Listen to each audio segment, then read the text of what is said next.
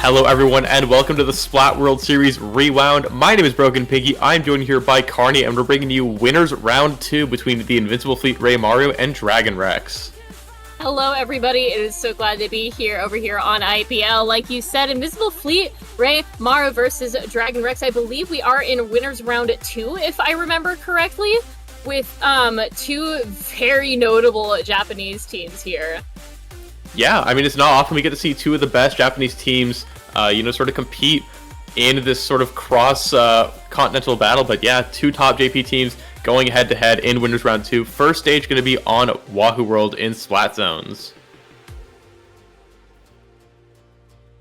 Wahoo World on the Splat Zones. What an amazing map. Let's get right into it and see what these two teams have to offer. Now, we know a little bit about what these weapon comps are going to be from previous games, but let's just take a look at here. Invincible Fleet bringing in that S-Blast Dread and Head combo alongside DragonRex's Brush, Splat Dualies, Pencil, and the Splatana Stamper.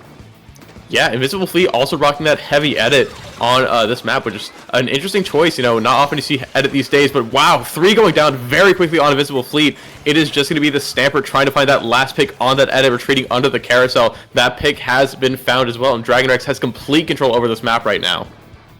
Absolutely, and with those Splat Dualies surging forward to try and get the picks on the rest of Invincible Fleet, they are not relinquishing that zone for very much longer. We can see that Kino here on the Brush is looking to try and skirmish underneath that ledge area, which might be absolutely vital for DragonReX to take control of this really lockout heavy map. We see the Stamp coming out, a throw, not really getting a pick, but getting a pick on the... I believe that was the heavy edit on this side of Invincible Fleet. Wow, and Kotaji going crazy with these dualies as well, camping that jump, and already DragonReX so close to this knockout, just a few points to go. Invincible Fleet has to go, but Kino Channel is patrolling under this ledge. Kotaji pops that crab tank, and that might just be all she wrote. That's going to be a complete domination, 100-0 score for Game 1. DragonReX takes it in a complete sweep. Complete sweep, like a complete clean sweep. Take a look at that map. It was just completely barren of ink on their spawn area, but just purple most of the way through, like what you want to see on Splat Zones, especially on this map. And honestly, a well-deserved victory, I'd say. Yeah, I mean, DragonReX just had it in control from the start, and Wahoo World, one of the most lockout heavy zones maps in this game, and DragonReX showed that beautifully. You had Kino Channel always catching under that ledge, Kotaji catching every single flank that was trying to go their way, and Norishiro and Momo doing a great job patrolling the mid with their great range advantage with their weapons, and just, Invincible Fleet, one of the strongest teams in this tournament. They were the #1 seed, expected to win it all, and DragonReX kind of just pulled the rug out from under them. Yeah, dare I say that was a little bit of an upset game there. Just a little bit, but we still need DragonReX still needs to win one more game to get the full upset on this set, and they have a few chances to do it, but you cannot count out the Invincible Fleet Rei Maru. They are such a strong team, and they couldn't quite get their bearings that game 1, but there's still a lot of time in the set. We're going to see the counter pick being picked here. It's going to be on Undertow Spillway, a split zones map, and an interesting one at that. Absolutely, probably the Split Zones map to end all Split Zones maps, until Umami Ruins came out, at least. Let's take a look here and see what these, again, these teams are going to be offering us. We see we've had a couple of switch-ups here. A Gray Zap is going to be replacing that Hedda in terms of cooler play, but we do see a Nautilus being brought out as well on the side of Invincible Fleet. Yeah, we're also going to be seeing Gorando switching from that Dreadringer onto the normal Slosher. You don't need quite that massive paint radius of that Dreadringer to cap these smaller zones here, and those strikes super helpful on this map. And Lobster goes down early with that S-Blast. Another fast control here from DragonReX, and they're already pushing up once again. Stamper patrolling this area, but 2 go down on DragonReX. Here comes the hammer from Kino Channel, finds the pick onto Gorando, but 3 down on DragonReX means that Invincible Fleet is back in control of the zone. Here comes Lobster with that S-Blast, finds that assist, and is now patrolling this left side. Yeah, and with that, Invincible Fleet does end up taking the lead underneath their belt as we get into the the first minute of the game has not even gone by yet, and we've already seen several zone flips and a lead switch once or twice now. Invincible Fleet is going to be pushing forward into DragonRex's spawn now. We see Noshiro on that Stamper just doing a really good job of skirmishing around the rest of Invincible Fleet. Now Kino Channel on that Stamp looking to get a pick, not really getting much before going down to Grando Slosher. Yeah, and I mean, just as DragonReX had a strong game 1, Invincible Fleet already on the verge of a knockout in game 2, but they're down 2 players to 3. DragonReX pushing back in, Norishio pushing this left zone and trying to get the full control here. So close to this cap here for DragonReX, they just need to get that other side of zone, but here comes Invincible Fleet, they're gonna hold on, and 2 down on DragonReX. Momo trying to hang back with that pen, Norishio coming in from the sideline with that Stamper, but it is now or never for DragonReX to get this game number 2, and it looks like they're not gonna do it here. Invincible Fleet, another knockout in response to tie the set. A really nice knockout too. Just they were a little bit on the back foot during that first like 30 seconds of the match, and then they got the zone under their control, and then suddenly the snowball turned into an avalanche as they were just really showing a solid zone control that entire game. Yeah, I mean, again, as game 1 was all DragonReX, this game felt like it was all Invincible Fleet. That first opening team fight was a bit of a skirmish for both these players, or for both these teams, but once Invincible Fleet got their foot on the gas and once Lobster really started moving forward, patrolling the area with that massive AoE hitbox and all the players were working together, it was just lights out for DragonReX, and that Nautilus, also such a great pick on this map mode. Absolutely, the rain just... You cannot stop the rain, even on Undertow Spillway. And like you said, just the weapon comps really complemented each other well, I feel. And we can see now DragonReX is going to be counterpicking Museum de Alfonsino in response. Yeah, this is an interesting counterpick here from DragonReX. They're kind of, once again, stifling the slider potential from Garando's Dreadringer that, you know, they're so good at using here. But here we go, game 3, the deciding game of this winners round 2 set. Winner is going to move on to the winners bracket. Loser drops the losers, and we're going to be seeing the Rapid Blaster Pro Frozen, I believe, with that Tacticooler as that cooler support for Invincible Fleet.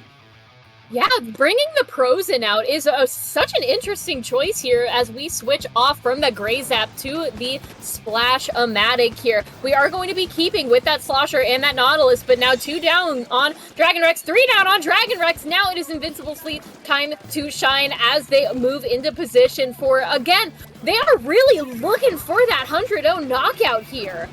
Yeah, they're trying to make magic happen once again in this game 3 tiebreaker of this set. This Crafting such a good job of patrolling this top area here. DragonReX trying to roll out here on this bottomless area of the map, and they're trying to roll the other way as well. Mo tries to find the pick onto that blaster. They're able to find it, but it's still 2 against 2 right now in this mid. Picks are happening all over this map. Kotaji drops down with this Crafting, but Invincible Fleet still holding onto the zone pretty solidly, still scoring points.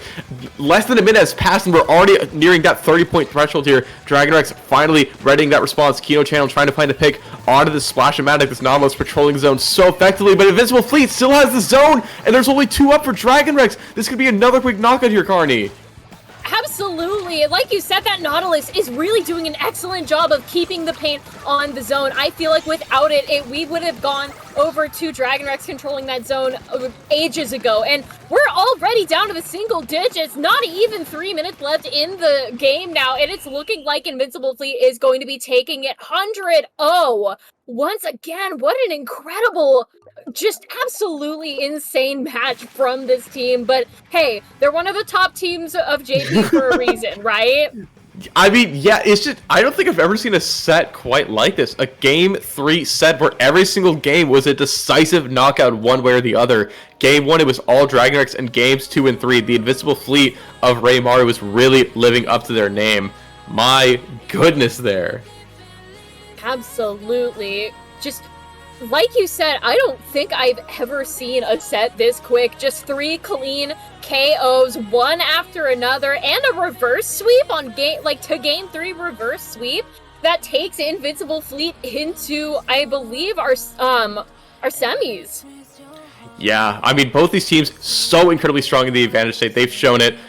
They showed it throughout the set, and I assume they're going to continue to show it throughout this tournament. But yeah, we're going to go to this bracket. Invincible Fleet continues to move on, and yeah, craziness. Man. With that being said, though, that is going to be the end of the set. Congrats to the Invincible Fleet Rei Maru for getting this win over DragonReX, moving on through the winner's bracket.